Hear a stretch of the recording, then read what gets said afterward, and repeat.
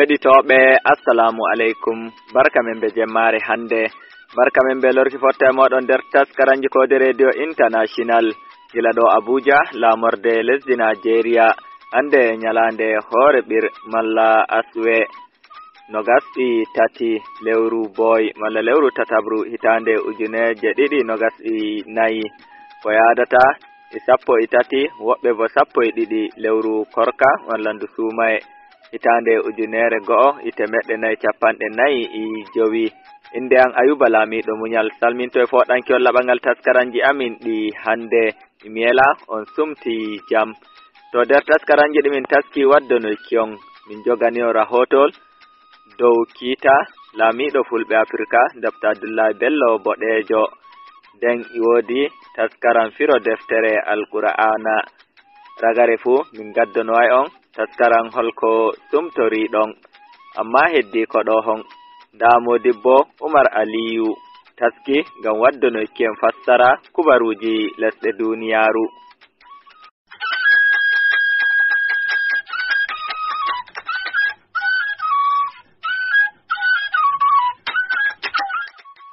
Aran ndako e kubaruji ɗin. Ardiɗo lesdi Nigeria Bola Ahmed Tinubu tefi ummatore lesdi Nigeria soda kuje gaɗeteɗe ha lesdi Nigeria ngam wallitiggo ha ɓamtugo daraja cede lesdi ndin wato naira.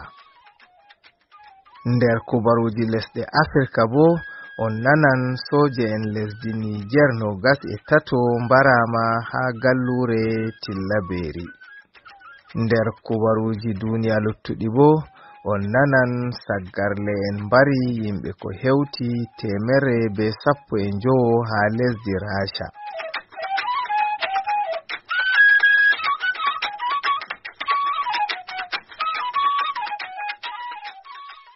Jotta bo nda kubaruji ɗin ɗi fumaji. Ardiɗo lesdi Nigeria Bola Ahmed Tinubu tori ummatore lesdi Nigeria tokka sodugo kuje gaɗaɗe ha lesdi Nigeria dow ɗe yaasi lesdi ndin ngam wallitiggo ha sembiɗingo daraja cede lesdi ndin wato naira. Bolwowo etana ardiɗo lesdi Nigeria Musta Ajuri Ingilale on andini non wakkati o wolwananno jayndiyanke en ha fada wato Asorok. Musta Ajuri andini dow Tinubu wi wala wakkati ha tariha lesdi Nigeria nde handi ɓiɓɓe lesdi Nigeria handita nden famra dow hunde wore wato ko moye fu soda kare gaɗaɗe ha lesdi Nigeria iga nyamdu surngal be kutinirɗum hande e jango fu nder ci'e meɗen. Kanjum tan ɓamtata daraja naira meɗen, hunde bo nde wallititta risku lesdi meɗen be sembiɗingo malla bo teddingo jibaji meɗen. Daraja naira do'ino ha yotti dola America gotel ɗo sanja dow naira 1950, amma jotta naira fuɗɗi sembiɗiggo ha warti dola America gotel ɗo sanja dow naira 382. Ha ragare Ajuri wi gomnati Tinubu hosi jabruɗe wallitiggo jawmu sana'aji pamari be cede ko hewti naira 15,000 dow cahu. Ɗum fu majum bo ngam wallitiggo ha sembiɗingo daraja naira be jahol yeso risku lesdi Nigeria. No ɗum wallitiri kompaniji ɗin fu haaje huɓata sonato ummatore lesdi Nigeria ɗo soda kare ɗum kompaniji ɗin gaɗata. Gomnajo diwal Kano Alhaji Abba Kabir holli soinde seedo iri nyamdu ndu ɓe dokkata yimɓe dow wallinde iga gomnati mako ha Kano. Gomnati diwal Kano ni les jagorgal mako wurtini cede ɗuɗɗe ngam hokkugo famɗa sembe en wallinde nyamdu ha Kano nder lewru sumayeɗo. Seni kadi wakkati Abba Kabir yari ngilla ha nokkure wore nder nokkuje ɗuɗɗe ha ɗum sendata nyamdu man, ko o yi'ani gite mako hayɗinimo. Ngam bo ɓawo jaɓugo cede ɗuɗɗe defoɓe nyamdu man o tawi ɗo hokka yimɓe marori daneri be alele malla bo koki hawtade be nebbam manja cokam dow li'o. Abba Kabir ƴami tawaɓe haton manja ɓe dokkata on deni fu dow li'o, non ɗum woni ɓe tabitini mo. Ha ragare Abba Kabir wi hosan jabruɗe ngam tabitingo nyamdu ndu o umri ummatore hokke kairu ɓe dokkete. Gomnati lesdi Niger andini soyuki soje en lesdi ndin 23. Soje en man barama on wakkati jihadanko en baltani ɓe ha gallure Tilleberi ɗakki keri lesdi Mali be lesdi Burkina Faso. Soje en lesdi Niger ɗo doggina biɗitol ngam laggitigo saggarle en ha gallure Tilleberi ha ɓe keɓi nasaraku nanguki hallabale en 23. Ha ɗon on bo soje en mayɓe majum fototiri be ajal muɗum. Iga duuɓi 7 caliɗi gallure Tilleberi lattake nokkure rongude jihadanko en jogiɓe balmi, nder maɓɓe ha be Al-Qaida. Goto nder ardiɓe jam'iyaji siyasa ha Senegal wato Karim Wade ewni tokkal wawuɓe ɓawo mako fuu dow suɓa daraniɗo jam'iya lundanke'en Bashiru Diomaye Faye ha cuɓol jangoɗo ngam subtugo ardotoɗo lesdi Senegal keso. Karim Wade lattiɗo ɓiɗɗo ardinoɗo lesdi Senegal ɓoymajo wato Abdullahi Wade bo mo jam'iya PDS hosi jabruɗe man on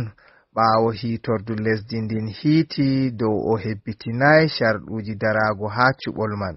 dalila o ɗo jogi passport lesɗe 2. Seini Karim Wade tumi daraniɗo jam'iya gomnati ha cuɓol man wato Amadou Ba be jungo ha faddugo daraki mako ha cuɓol man. Amadou Ba mo jam'iya gomnati be Bashiru Diomaye Faye on ɗum ɓurdi tammirango nasaraku ha cuɓol majum. Gomnati lesdi Chadi tabitini yimɓe 42 on soyi yonki muɗum dalila habre hakkunde leƴƴi 2 ha gallure funa lesdi ndin ha yake woɓɓe ɗuɗɓe bo nawni. Ministajo hakkilankeren to lesdi ndin General Mahammad Safardin Marki andini dow ɓe keɓi nasaraku nangugo yimɓe 117 marɓe jungo ha mbaruki yimɓe man. Ɓe ɗum tumata man ni njari kippol ha gurel Telege gongel ha gallure Udal. Gallure Udal ni andirama be fitina kaɓe hakkunde wainaɓe be remoɓe, nonnon bo kombi kala neɗɗo fuu haton ɗo mari balmol wato bundugaru. Bonniyanko en jari kippol ha pelel gamarle gongel ha birniwol Moscow lamorde lesdi Rasha. Kippol man foɗi soyuki yonki yimɓe ko hewti 115 ha yake woɓɓe ko hewti 145 bo nawni. Saggarle en ISIS efti teddenga yaruki kippol majum. Ɗo on latti kippol ɓurdungol halluki iga hitande 2004 nde ɗum yari kippol dow jangirle ha ɗum bari yimɓe ɗuɗɓe. Bidiyowol gancowol hedi ɗatal matotira jamanu holli wakkati hallabale en majum nasti ha hawrinde man. Ɓe omti yite be bundugaji dow komoi. Ardiɗo agal soje en lesdi Rasha General Alexander Botrikov be ardiɗo hukuma shanu sirru lesdi ndin andini ardiɗo lesdi Rasha Mr. Vladimir Putin dow ɓe fuɗɗi waɗugo biɗitol dow lamaru majum. Keri lesdi Rasha iga asama lesdi be ndiyam fuu maɓɓama ngam tabitingo waɗɓe kugal ɓalewal majum daɗai. Kerol kubaruji ɗin gonde be taskaraji amin luttuɗi.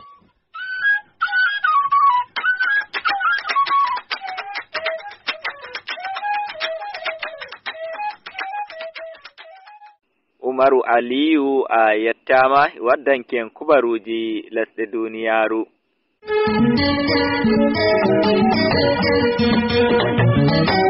Min duuɓi am jeeɗiɗi nanugo Kode Radio International ngam wallugo fulfulde be Pulaku.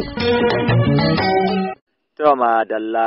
nder jantoje amin ɗe hande on nanay gomnati moggal lesdi Nigeria yaari hoorejo dental mi yetti Allah kawtal hoore Alhaji Abdullah Bello Boɗejo yeso hitordu Kenya jumma'are. Ibrahim Iromo Dake hawtani rahotol ngol. Leppi ɗiɗi nangukimo jogakimo jungo laamu leydi ndin hoorejo mi yetti Allah kawtal hoore Dr. Bello Abdullahi Boɗejo yarama yeso hitordu ha Abuja lamorde leydi Nigeria Kenya jummare no gasi ɗiɗi lewru tatabru. Barista Muhammed Shehu hanko woni lawyajo malla daraniɗo hanko Bello Boɗejo o hon yeso hitordu. Daman jiya an sa rana ne saboda a saurari hukuncin kotu akan cewa a bada shi beli. Jiya kuma alkali sai ya ce shi an kawo cajin korafi kamar abin da muke cewa ba a kawo ba. Owi nane ma Kenya dureri gamma heditaki ullandu mako idowiki du yofamo to amma ki totoɗo o howi joni o yofatake gamma du waddi goɗɗe tumete ɗum tumatamo gam no hon joni namma o heditake tumete heɓɓe boɗejo on tumete fu. Nane mako min bodata wonɗon wiki o jogama ɗum tumamo to amma jotta ɓe jari tumede ɓe tumatamo ha yeso hitordu. Ya take yi wato kamar na neman tada hankali ne shirye-shirye. Oke tumatamo ni woni o tiggi wongal dental ngal jonde jam ngal wala dunga yere laamu leydi ndi ɗon noon bo dental nga hal do yi'a ngal wadday umminki hakkillo e leydi ndin fuu ɗon noon bo non ɗum ɗum feli didaɗi leydi lesdi dangol harminki haɗuki tigguki dental wala dunga yere nden bo mo min darani on o yeddi kala tume ɗe hen ɗe o tumete fuu ha yeso hitordu nduhun to gam nohon hitotowo ƴeffi heɗitaki kiita kan iyaki wongel carel ɗo yeso. Abin da ya faru kenan a kotu ya musanta duka wannan abin da suke cewa yayi. To on ɗon joni hidde ko yaki no gasi jowe ɗiɗi lewru jowabru hitordu no heɗitoto ha jaɓoɗon ɗe tefuki o yoofe on ɗon. Ba za mu jira wannan. Nano hon min denata yaki nden ɗon nyalande nde hende ɗe herti min giɗani kawai min bi'aka gama min giɗa yimɓe nanga warki ɓe bonnanamin kugal. Ranar da za mu jawo ba amma kwanan nan za mu koma neman beli kuma Allah ya dama abin da yasa ba zai iya bada belin ba haka. Amma ko waɗi wawata rokkuki beli makko hinnan taskaram kan wayi gamma ayi ko o tumete ɗum hunde mawnde gam no wala no ɗum watta ɗum rokka beli makko amma min godi dalilaji cembiɗɗi gonɗi to min jarani ɗi hitordu to Allah laamiɗo muyi min keɓay nasara. Abin da ya dace mu yi za mu yi mu ga cewa mun samu nasara da yardar Allah subhanahu wa ta'ala. Ibrahim Romodake Kode Radio International diga Abuja lamorde leydi Nigeria. Ibrahim Modake a yettama.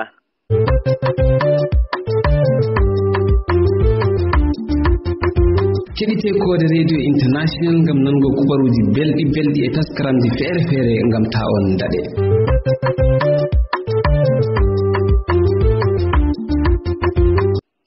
Heɗitoɓe ta'on goyte yon keɗito suudu radio Kode International gila ɗo Abuja lamorde lesdi Nigeria on mbawa heɗitaki taskaranji amin dow matotiral amin ngal internet www.kode.net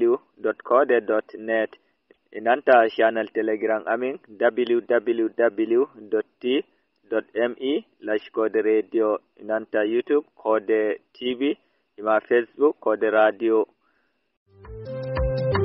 Kala debbo yiɗi andugo dimu hoore mako fu o wonda be Kode Radio International. Joni hay mo itinon jonde gin heɗitaki taskaran firo deftere Alqur'ana inanta modibbo Usman Baferi keɗite jam. أعوذ بالله من الشيطان الرجيم بسم الله الرحمن الرحيم أعوذ بالله من الشيطان الرجيم بسم الله الرحمن الرحيم والصلاة والسلام على أشرف المرسلين سيدنا محمد وعلى آله وصحبه ومن تبعهم بإحسان إلى يوم الدين. رب اشرح لي صدري ويسر لي أمري واحلل عقدة من لساني يفقهوا قولي. وبعد وما توري جلب فلبي السلام عليكم ورحمة الله تعالى وبركاته. wondon hande nyande mawnde sappo e goo lewru korka hitande ujunere goo e temeɗɗe nayi e capanɗe nayi e joyi eggutuki annabijo meɗen sallallahu alaihi wasallam ila gelle makka hoti gelle madina fototirde e nyandere sappo e ɗiɗire lewru mboy hitande ujumeje ɗiɗi e nogas e nayi dañeki annabi isa alayhi salam. hande ma e muyo jomirawo en fana yeeso iga e darnunoɗen jande meɗen keña e gonduɗen e mana modibbo meɗen tilimɗo mala Muhammadu Awwal Baba mo janganta en ayaje Qur'anu min bo jangina kuel moɗon jurungel firtanaymi en ayaje ɗen e ɗemgal fulfulde foti bawɗe. Kenya en balino e aya kano ka capanɗe jeweego e nder suratu Yusufa. hande bo so Allah moyi en ummoto e dow aya ka capanɗe jeweego e jeweeɗiɗi. mbiyol Allah ɓangiɗo ceniɗo wa qala ya baniya la tadkhulu وقال يا بني لا تدخلوا من باب واحد ودخلوا من أبواب متفرقة وما أغني عنكم من الله من شيء إن الحكم إلا لله عليه توكلت وعليه فليتوكل المتوكلون. وقال يا بني لا تدخلوا من باب واحد ودخلوا من أبواب متفرقة وما أغني عنكم من الله من شيء إن الحكم إلا لله عليه توكلت وعليه فليتوكل المتوكلون. jomirawo ɓangiɗo ceniɗo e hokka en qissa habar annabi yaqubu e annabi yusufa ɓiyiko nden e bacci maako luttuɗi sappo e go'o. ɓaawo ɓe njehi ɓe ngarti laamiɗo misira mo ɓe annda ɗum moye mataw ɓe bolwi haala aadilaku maako ɗum tagu geeto, amma mo yi sona en min jaadu e sakiki amin mo min mbimo o mana o erantami. ɓe ngari bo ɓe tefi baaba maɓɓe accana ɓe sakike maɓɓe o on ɓe jaada e maako. to kadi ko annuɗen hamɓe annabo en to ɗum hunanake ɓe haala waati ɓe jaɓay, amma ɗon o tiggani ɓe hunnayre nden ɓe ngari ɓe kuni e dow wiigo ɓe jaada e maako jam ɓe garta jam, amma ɓe ittitini hunde gootel kanjum woni to ɗum ɓuri sembe maɓɓe. to ɓe tawi ko ɓuri sembe maɓɓe kam to hunde goɗɗum ukkoyke a hoosayna alkawal e hunde ko a walana bawɗe. ay alkawal e hunayre fu tagu hunanto ko woodi bawɗe, to hunanake hunde ko walana bawɗe hunayre muɗum nde waɗayi nde ma tongaki, amo ngal laataki ɗum hunde ko walana bawɗe dow majum.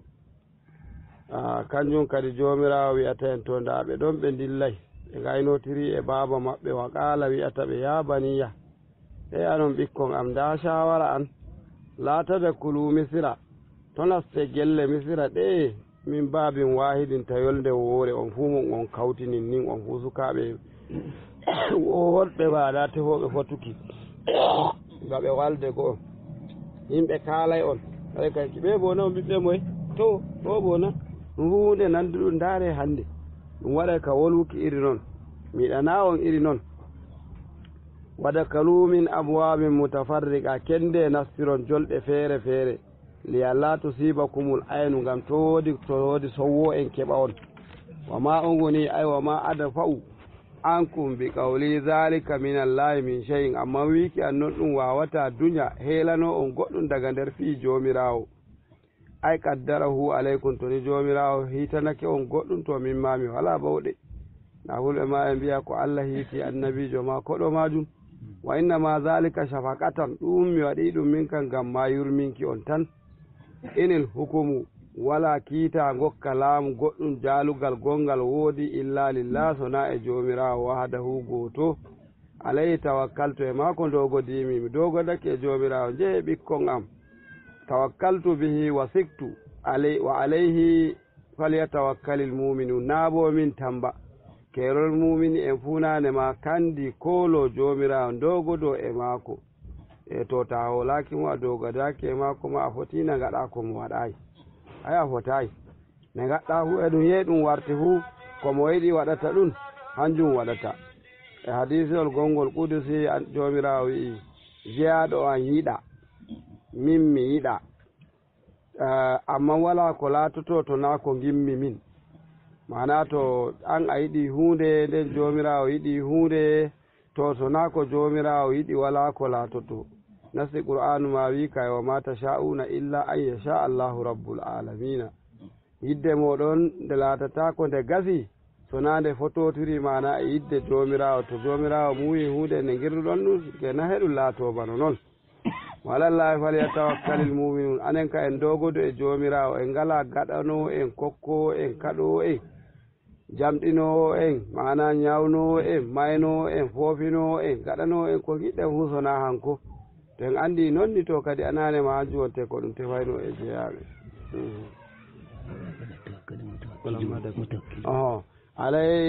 alayhi tawakkaltu wa alayhi tawakkaltu wahdahu e maako dogodimi wa alayhi falyatawakkalil mutawakkilun no dogodotoɓe fuu ashe e maako dogodoto na goɗɗo maako ba ay wala ma goɗɗo maako kam ɗum dogodoto e muɗum sona hanko on na hanko o wi la ilaha illallah wala kanduɗo e dewal to sona min kamma noon ta tawi dogodaki e tana maako ma ne giɗɗa fuu ko a tawi waɗuki ɗum ma yo ɗum waɗatako ngam wala sai dai gaɗa kange maɗa noon tan e jonde duniyaru maɗa wiya a dogodake e goɗɗum feere amma bo hanko wonte dogodoteɗo kam ولما دخلوا من حيث أمرهم أبوهم ما كان يغني عنهم من الله من شيء إلا حاجة في نفس يعقوب قضيها وإنه لذو علم لما علمناه ولكن أكثر الناس لا يعلمون ولما دخلوا من حيث أمرهم أبوهم ما كان يغني عنهم من الله من شيء إلا حاجة في نفس يعقوب قضاها وإنه لذو علم لما علمنا ولكن أكثر الناس لا يعلمون الله بغيدو شنيدو وي ولما دخلوا من حيث أمرهم أبوهم وكثير لبي سكابي بنستري dambuɗe feere feere bane baba maɓɓe umri ɓe ay mutafarriqina feere feere ma kana yuguni anhum min allahi shay a wakki noon ɗum laataki e jeynitaɓe ga kiita jomirawo ɗume ma min allahi ɗo ay min qada'ihi to jomirawo hiitake hunde kam wala goɗɗo e mana fostina ɗum min bo o za'ida on andi anen bo ra'yi meɗen nawon za'ida bo ɗum li ta'kidil qilla min shay'in ne ɗum fanɗiri fuu ɗumme bo to na jomirawo mana hiitini wala ko ɗum heƴi ɗum henitaɓe illa lakin sai dai hajatan ɗum haaje goɗɗum kawai fi nafsi yaquba gonɗum nder ɓernde yaquba qadaha hiiti kaya muɗum wayi iradatu daf'il aini shafaqatan hanjum wonte muyuki mana duñankiɓe mana daaroɓe ko bo al aini sowwoku mamo ngam ma mana yurminkiɓe wa innahu on andi hanko annabi yaquba on fa lazu ilmin mo je mo andeje goɗɗe feere faalima allamnahu komin andinimo le ta'limina iyaw hanjum ɗum ma namere o waɗi ɗum ba woodi komo andi dow ɗon woodi komo andi to ɓe kawti nin to ɓe jaadi gelle ɗen e nin yimɓe gaɗay ka waluki ko bo ɗum ɓikkon moye hande ndaare nanduɗum hande ndaare nanduɗum har goɗɗo to mo waɗi kadi ɗum nanga ɓe Allah reeni walakinna aksara nnasi kadi ɗuuɗal yimɓe wa humul kuffaru heferɓe la ya'lamuna ɓe anda ilhamullahi li asfiyaihi jomirawo e longina ande e suɓaɓe muɗum bano annabi yaquba Allah longini andal e annabi yaquba o andi wiigo to baccin jaadi bana ni kan ɗum wolwayɗi to ɗum wolwiɗi bo ɓaɗima goɗɗum heɓaɗi ولما دخلوا على يوسف آوي إليه أخاه قال إني أنا أخوك فلا تبتئس بما كانوا يعملون فلما جهزهم بجهازهم جعل السقاية في رحل أخيه ثم أذن مؤذن أيتها العير إنكم لسارقون ولما دخلوا على يوسف آوى إليه أخاه قال إني أنا أخوك فلا تبتئس بما كانوا يعملون فلما جهزهم بجهازهم جعل السقاية في رحل أخيه ثم أذن مؤذن أيها العير إنكم لسارقون jomirawo ɓangiɗo seniɗo wi walamma dakalu wakkatire nde ɓe nasti ala yusufa jiki annabi yusufa sakike maɓɓe yusufa awa ay damma ilayhi akawo e fooɗi mana sakike mako o mooɓi faaki mako o anditi sakike mako duuɓi ɗuɗɗi 30 ɓe fottayi qala inni ana akuka o min de yaya maɗa on ɗon mo ɓe mbino halkide wala tafta ista suna ta wanna bima kanu ya'maluna ko be kuwata fu sakiraɓe ɓe ta wanna min alhasadi lana jiki ha sake wa amrihi ma'ana e fi maɓɓe ay la yukbirahum ay amarahu alla yukbirahum o mriɓe to o wi'a ɓe hanko wonte mawniɓe hanko woni mawni ko to o yaɓe ɗum yusufa wa tawaɗa ma'ahu ala annahu sayatalu ala an yubqiyahu indahu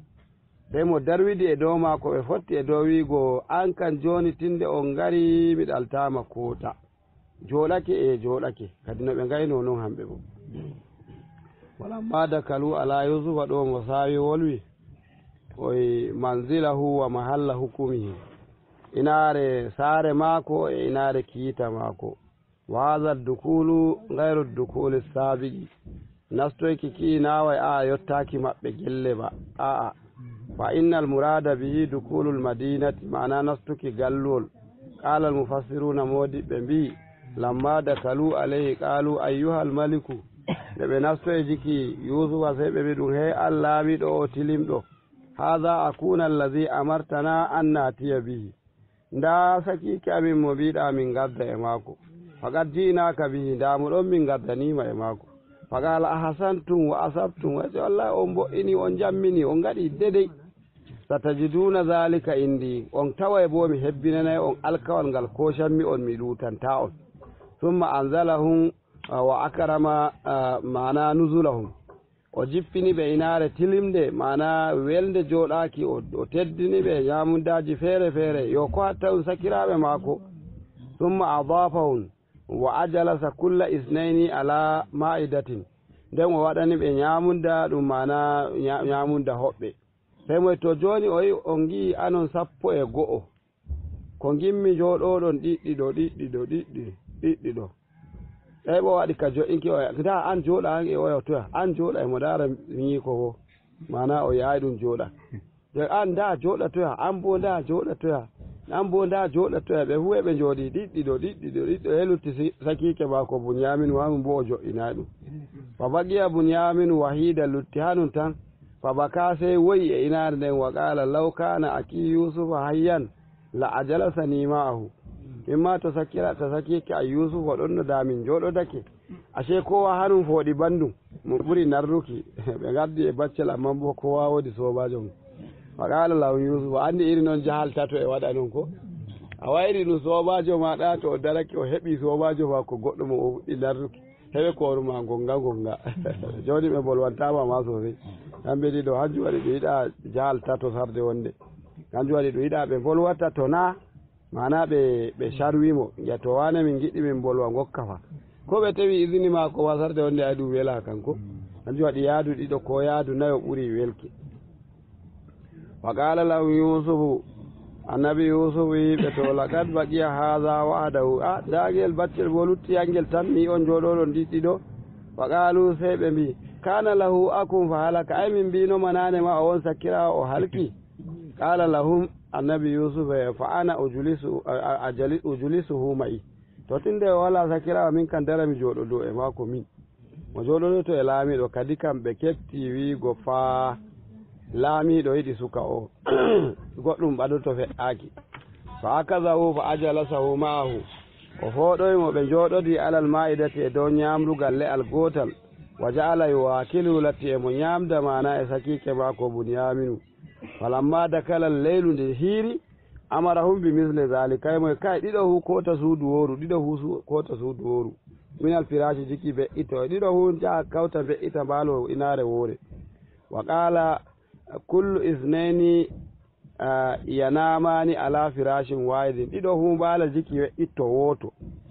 wa baqiya bunyamin wahda wulutti bunyamin fere muɗum wa qala yusuf ɗon ma haza yanamu indi to ngel baccel mi dillida e magel jiki angel walata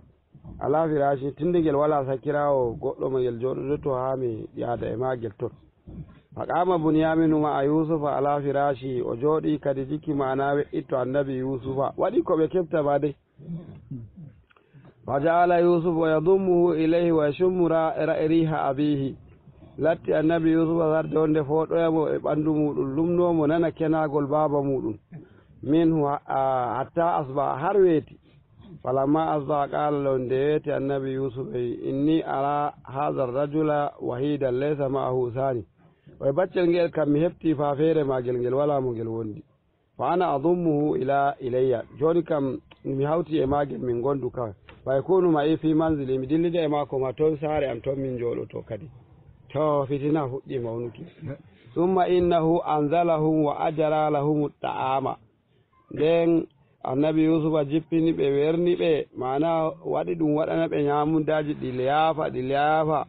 fa qala rawbilu goto nder sakiraɓe annabi yusufa se wi ma ra'ayna misla hadha min kam mi meeɗami a ire ɗum falamma kala bihi qala lahu yusuf wakkatire nde o ferwidi e annabi mana e sakike mako annabi hanko rawbilu nde o ferwidi annabi yusuf hay moye ɗum ma ismuka ay annabi yusuf fa kay nde ferwidi e baccel hangel ma ngel hettayno ɗum moye sey ngel ma ismuka indema moye an kan qala ngel bunyaminu inde am bunyaminu fa qala halfa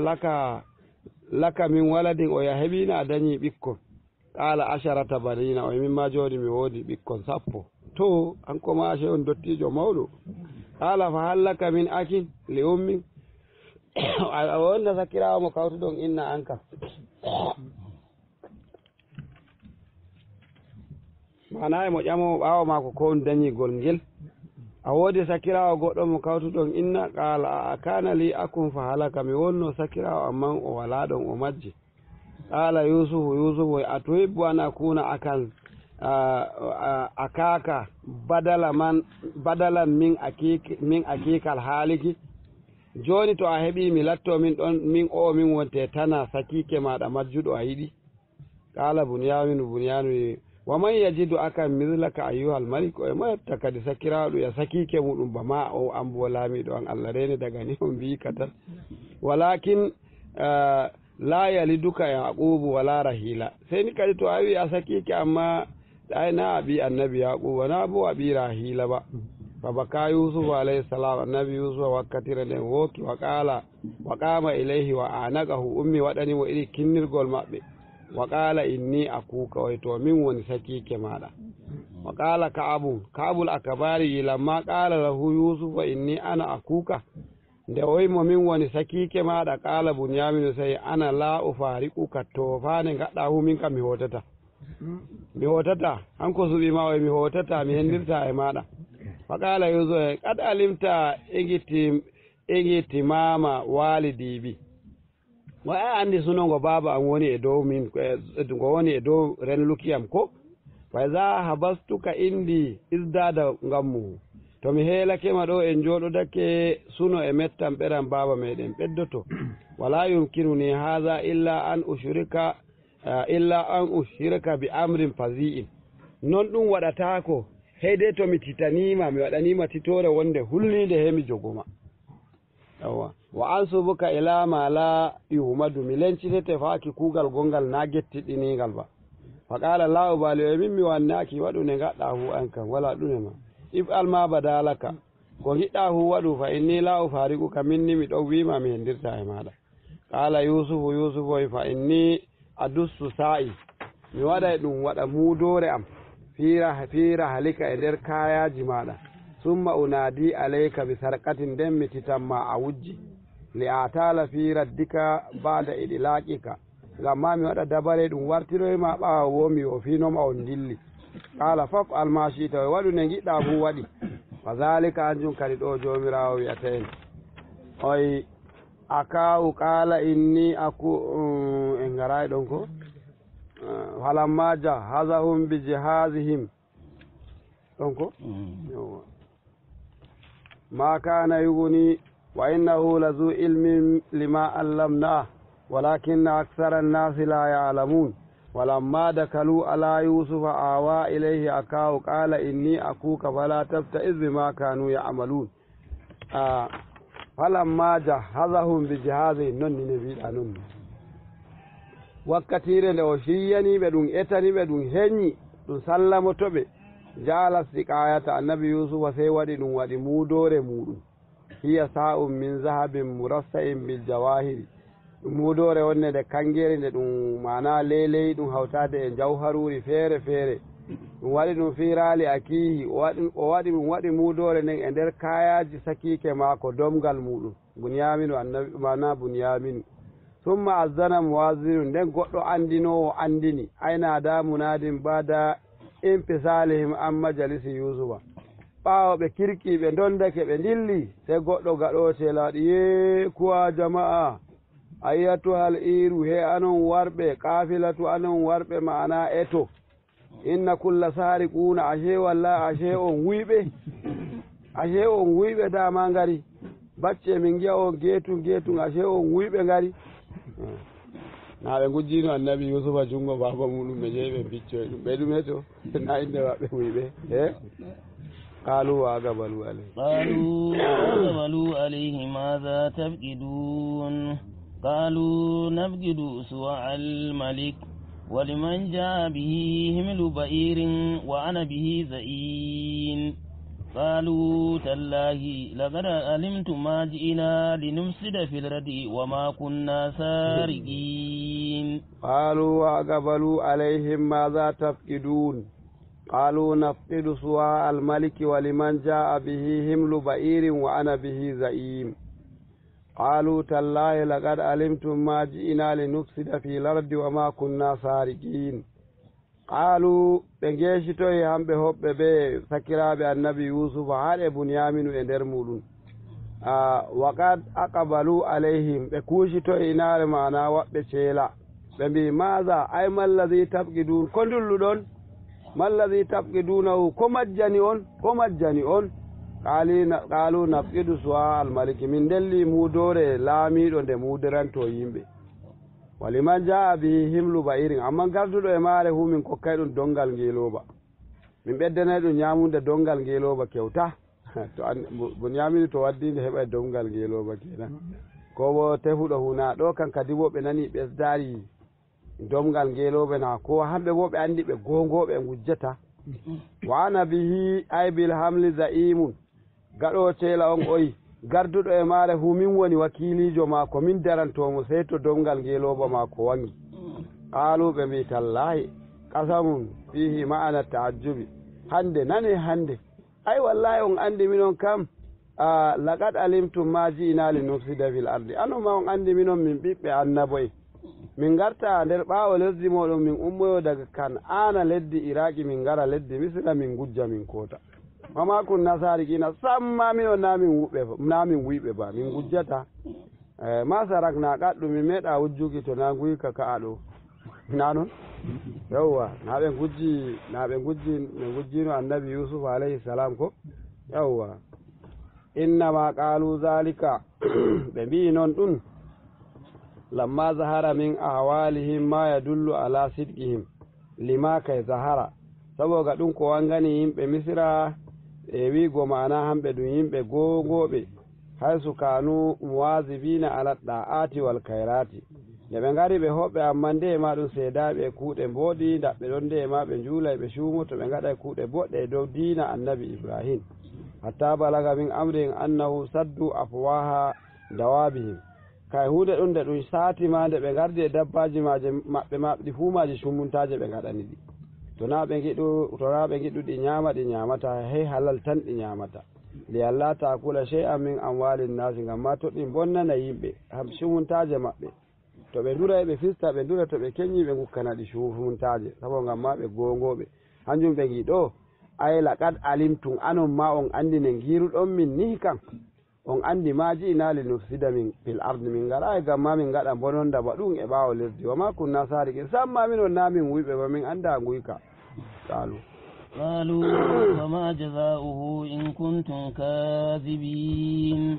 قالوا جزاؤه من وجد في رحل أخيه فهو جزاؤه كذلك نجزي الظالمين قالوا بنبي فما جزاؤه إن كنتم كاذبين قالوا جزاؤه من وجد في رحل أخيه فهو جزاؤه وكذلك كوبو كذلك نجزي الظالمين kadi hamɓe kiitoto joni hamɓe woni alkali hamɓe ma ɗum ɗalanimi alkalanci ɗum hanjum sey gaɗo sela o fama jaza'uhu to ɗume wonte en mbar jaari ko ɗum tammi waɗanki a sariki gujjo in kuntum kasibina to on peway ay qalal muwazzin wa ashabu to on nangi gujjo on nangiɗɗon ɗum waɗanamo fi qawlikum e biwol moɗon anon wiki moɗon ma kunna sariqina anon na on wuyɓe wa wujida fiikum heɗum tawimo bo nder ɗon kenan ɗume woni kiita moɗon qalu ɓe mbi aa minon ɗum yimɓe annabo en min goodi kiitaji amin qalu jaza'uhu mbar jaari maako mubtada um kabaruhu man wujida fi rahalihi mo ɗum tawi mudore nder e nder kaya mum fuu fa huwa jaza'uhu hanko wonte mbar jaari ni jaza'uhu hanko wonte mbar jaari ni jogomo hanko gujjoro hu nanga ɗum hanum wonte mbar jaari minon noon seeɗa amin gujjo ɓen toon to wari wujjani on heɗum wartinamo cuuɗi ɓe o jooɗo ɗon ndar o wujjay o wara o jooɗo inaare kaya ɗum woni waya diina maɓɓe noon ɗum woni anen bo nanon ko yawwa ay yastariqu o jooɗoto o jaggo e cuuɗi ɗi mo wujjani summa akkada bi qawli nden o sembiɗini ka e wiiki fa huwa ay asariqu hanko gujjuɗo o jaza'uhu hanko wonte mbar jaari ndin ay almasaruqi mbar jaari gujjaɗum ɗum laangayru natana noon ba wa kana sunnatu ali yaquba bano noon yimɓe annabi yaquba kiitorto tagu to wujji hunde sey hoota wuro e wujji toon ɓe gaɗa ka jagguki ɗum ay kazalika al jazai bano irin mbar jaari ndi najazi zalimina minon noon min mbarjitorto wuyɓe e leddi amin bi sarikati mana to ɓe gujji fa surrifu li yusufa ɓe fuu maɓɓe ɗum wuytine e jikki annabi yusufa li taftishi aw iyatihim ngam ma ɗum wiɗito booro goto maɓɓe fuu فبدا بآياتهم قبل وآيكيه ثم استخرجها من وآيكيه كذلك كدنا ليوسف ما كان ليأخذ أخاه في دين الملك إلا أن يشاء الله نرفع الدرجات من نشاء وفوق كل ذي علم عليم فبدا بآياتهم قبل وآيكيه قبل وعائك ثم استخرجها من وعائك كذلك كنا ليوسف ما كان ليأخذ أخاه في دين الملك ونرفع درجات من نشاء وفوق كل ذي علم عليم نعم في دين الملك إلا أن يشاء الله نعم إلا أن في دين الملك إلا أن يشاء الله نرفع درجات من نشاء وفوق كل ذي علم عليم يتي كذلك بنوني كدي أي كذلك الكيد بنو إري دبره ده كتنا ليوسف من درواني النبي يوسف أي علمناه الإتيال من عندنا ودبره في أخذ أكيه وننجي تسكيك معكم na da to wino ɗo saki kiyam ɗo daga ɗon nana hefitina gokka ummu amma he waɗi dabare baba ma ko turanto ɗum wasiqawol cuuɗingol ɗum fu ɗum waɗa hunde ɗum e nder sewo ɓe ngara ɓe tuuba ma kana yusufa handanayi annabi yusufu kan to naminon kolli ɗum ne waɗata liyakuza akahu o nangitira sakike maako raqiqan latto jeyaɗo ani sarikati e dow mana nguyka fi dinil maliki mana e dina mana yimɓe misira ay hukumi maliki misira mana nder kiita laamiɗo misira li anna jazahu indahum addarbu ngam ma mbar jaari neɗɗo gujjo e maɓɓe hamɓe fiiɗe wata garimu misliyal masaruki nden bo tagu to wujji he ɗum waɗi ɗum biyake bako wujji ɗum nde ɗiɗi lal istirqaqa naway a jagge ba hamɓe nan noon ɓe gaɗata woodi ko ɗum yetta kiitaji al'ada bako kiitaji shari'a ngarama yo kiitaji al'ada ɗin ɗon har joni e gondi e maji joni on andi kiita e deftere jomirawo kam ko woni kiita gujjo an jonte ɗum taƴa jungo mako ko to hu'iti ɗum taƴa nane ɗum taƴino ñaamo joni bo ɗum taƴa kosngal nanal kerol mana hormboldu neɗum yetta guite kosɗe to ɓeddi ɗum taƴa jungo nano ngon hango ma kerol hitere jungo to ɓeddi mana sey ɗum taƴa kosngal ñamal ngal hangal ma kerol tita hitere kosngal to ɓeddi kadi ɗon heeɗu yara ɗum maɓɓa mo wala wurtineki ni noon woni kiita wala ɓuccere wala huɗuki noon wonte kiita kan to taƴi jungo ma ko emo yeyimo soltingo o waɗa goɗɗo fu yimɓe gelle ɗen fu andi o gujjo kona noon kadi ha haala wati waɗanimo lamba mi tammi emo wujji ɗon noon ka daga nde ɗum taƴi jungo ngon ma o ɗali ɗon tan wala ito tawamo ɗon emo hooti toon ma bo o hootidi e majum to wurtini jungel ngel ɓe daarini a tab ɗo kam lalle goɗɗo warani en kadi wo haɓe andina hay kadi ɓe kelano kayaji maɓɓe na sayda ɗum tabbiti e makko ni noon jomirawo hiiti amma en godi kiita meɗen ka al'ada to ɗum wooki gujjoni yimɓe to ngari bo on andi ko gaɗantamo na hen million kama ɗawo ngal laataki aranma ɗum al'ada noon ɗum hukumul aadi kiita ka al'ada to ni ɗum wooki julɗo ni newete gujjoni to kawai kowa ko waɗata to e safa sawru mum ɗum andi ne ɗum waɗantamo ɗum fiyaymo kawai wala goɗɗum ma fiɗe wala ƴamtirki fa ne gaɗantemmo kawai ɗum fiyaymo hede ɗum waɗa ka heelaki hanjum ɗum kiita ka al'ada noon na ɗum ka shari'a ba to hamɓe ma misira noon kawoni ɗum kiita ka duniyaru gaba ɗaya e gujjo woka fu ɓe fiyaymo tan wala goɗɗum ma ɓe dartako ma ƴamtirki ma kowa fiyaymo kawai sabo ngam kowa e nanayno mone mako annabijo wi koni ɗum biwol noon ɗum wi mana balɗe ujumere ɗe moyeɗe gujjo ñandere woore bona nde jeemu kaya ashe ɗum hausa en mbi ko hekkara dubu taɓarawo rana ɗe tama kaya duuɓi dubuure to yiɗi gujjo e wujja to ɗum nangimo ñandere woore nde heƴimo woore to ɗum nangimo ñande nde o nanga woore nde heƴimo hayre tam nde heƴimo semtu ɗum nde heƴimo bone ko ɗum waɗantamo ɗum fu ko maɗuno balɗe ɗen ton nana he a yurminimo illa an yasha allahu akzahu hede to jomirawo muyi annabi yusufa nangitira sakike muɗum e dow bana iri ni ɓe hukumi abi e dow kiita baba mako ko ɓe andi e kan'ana ay lam yatamakkan min akzihi illa bi mashi'atillahi o wawa o heɓa bawɗe ne o heftirta o waɗana sakike mako dabare ne o paddorto sakike mako to na e muyo jomirawo ay bi ilhamihi su'ala ikiwatihi hanjum wonte o longinimo ƴamuki sakiraɓe mako wa jawabihim bi sunnatihim hamɓe bo ɓe jabori mana iri ne ɓe gaɗata e gelle maɓɓe narfa'u min ɗon ɓaga darajatin darajaji man nasha'u momin muwi fu bil idafati wa tanwini ko mbiya narfa'u darajati man nasha'u e masde woore e darajati ɗon e darajati ɗon gaɗa masde woore e leste ɗum jam narfa'u darajati man nasha'u min ɗon ɓaga daraja momin muwi fu hanjum wonte idafatu kadi to bo a waɗi tanwinu ɗon bo a feeti giya narfa'u darajatin man nasha'u yawa fil ilmi kenan ka yusufa narfa'u darajatin man nasha'u ɗon bo a waɗi tanwin en fil ilmi e nder andal ka yusufa bano annabi yusufa on gi joni ne min ɓangiri daraja mako min kollimo dabare ne o nangitirta sakike mako amma wo fawqa kulli zi ilmin alimun anduɗo hanko woni jomirawo kanko woni ko doggi joom andal jofu ay min al makaluqina daga nder tagle ay alamu minhu hatta yantahiya ila llahi ta'ala andal e anduɗo woni fuu woodi anduɗo dow maako har andal hotana jomum ayi juulirde amin emin gaɗayno jooɗorgal min gaɗa teburwal towgal hemin maggo emin jooɗo to mi tafsira sey malam am wara to wari to kadi min kan joni emi jooɗi dow emo jooɗi lesna e ñande daga min duusingal daga min jooɗi e leddi en to tinde ma en ɓurayi goɗɗo to wari jooɗoɗen e leddi kamma en jooɗake e leddi gamaɗa he ñandere kewtuɗen maggaki dow e maggoma dow shikenan ko nana ɓuuri jama e dow to a ko fa illanta kun sadaral majalisi sayyidan fala kayra fi man saddaratul majalis ɗo mi wi kam mi fuɗɗiti mi wi ko ma noon en ballinay ɗoɗɗon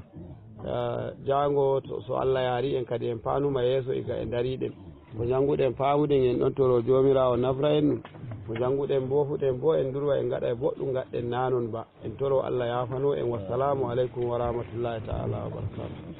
Modibbo Usman Bafere a yettama.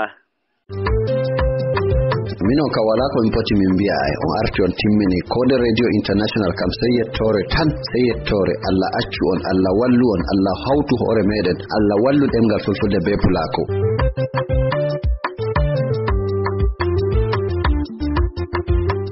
Haragare da taskaran holko sumtori ɗon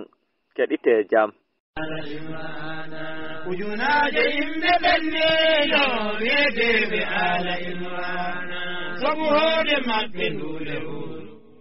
heɗitoɓe assalamu aleykum, barka men be loruki fotta moɗon nder taskaran holko sumtori ɗon to min gaddonoyta on natemalla photoji e vidéoji ima kofli barka e sumtari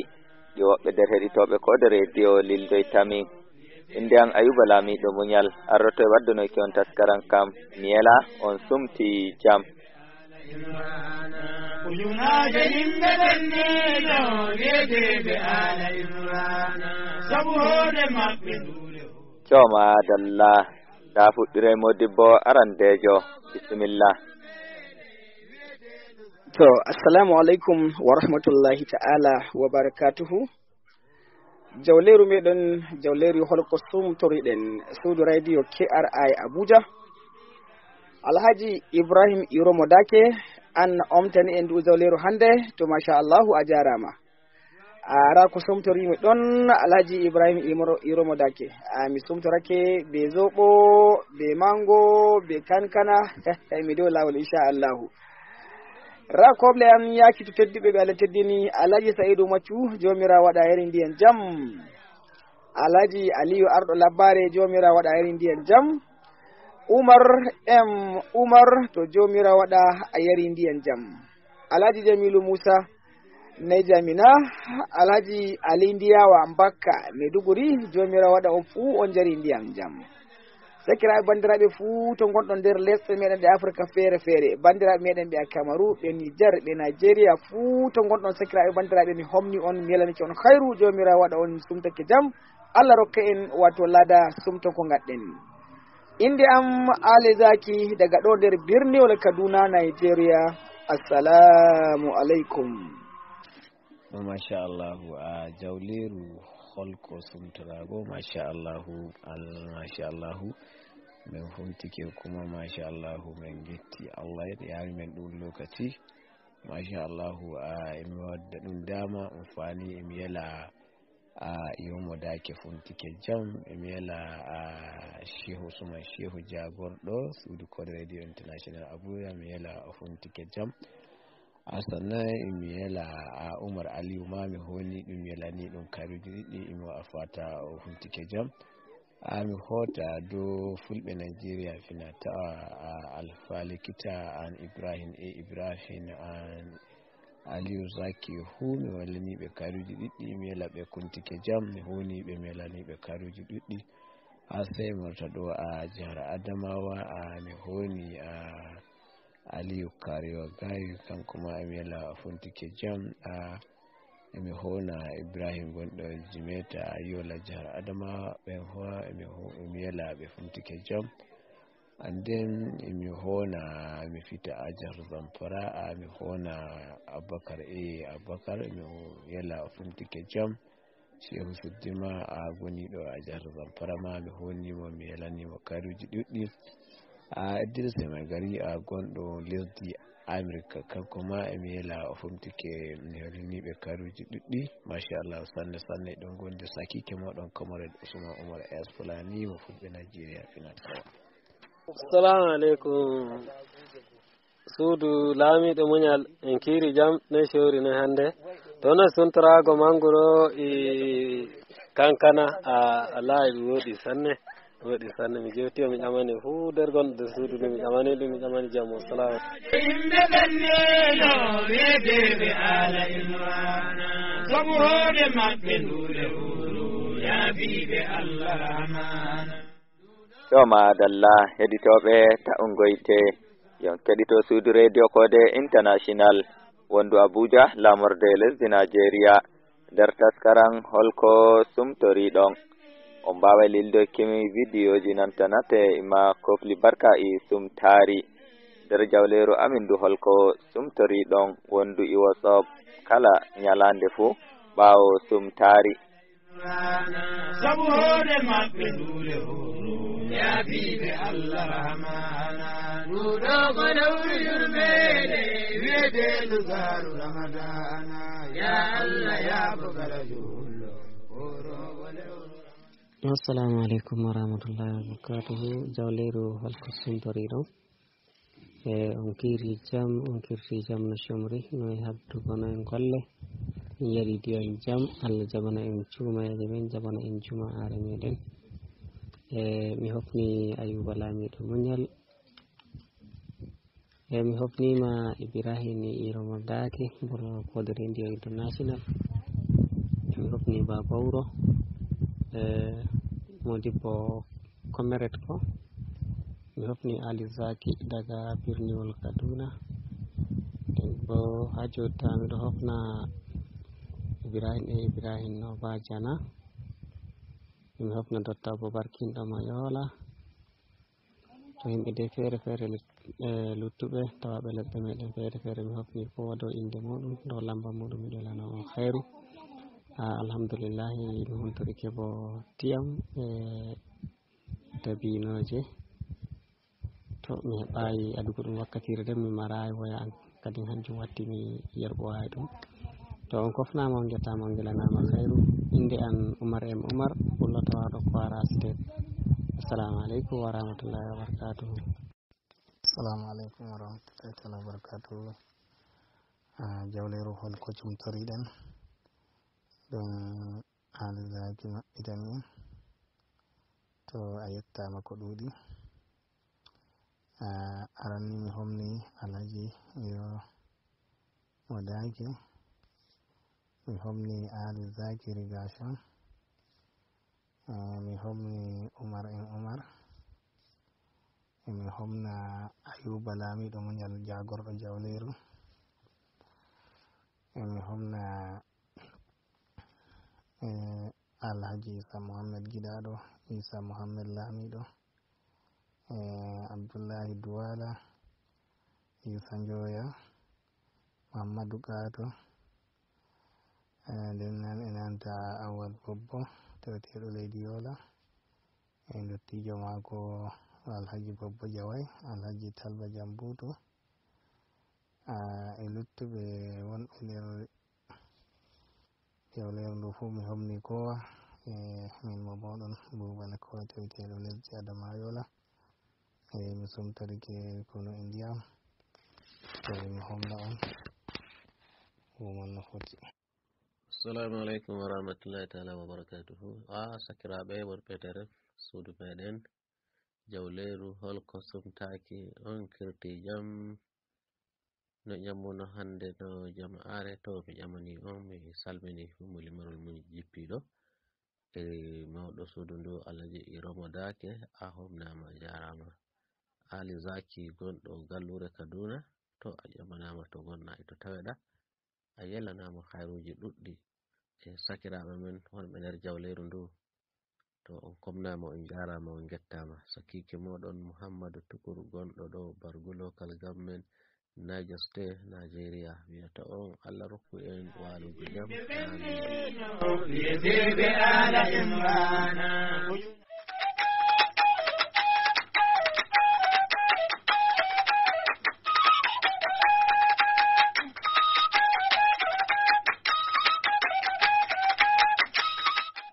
To madalla heditoɓe fu taskaran holko sumtori ɗon min gaddi ragare taskaranji ɗumin taski waddono kiyon jemmare de'e dow darnde mo itino taskaranji hande Ahmad Arab Abubakar Azare inde an Ayuba Lamiɗo muñal kawtuɗo taskaranji ɗin mbi'aymi on balen jam.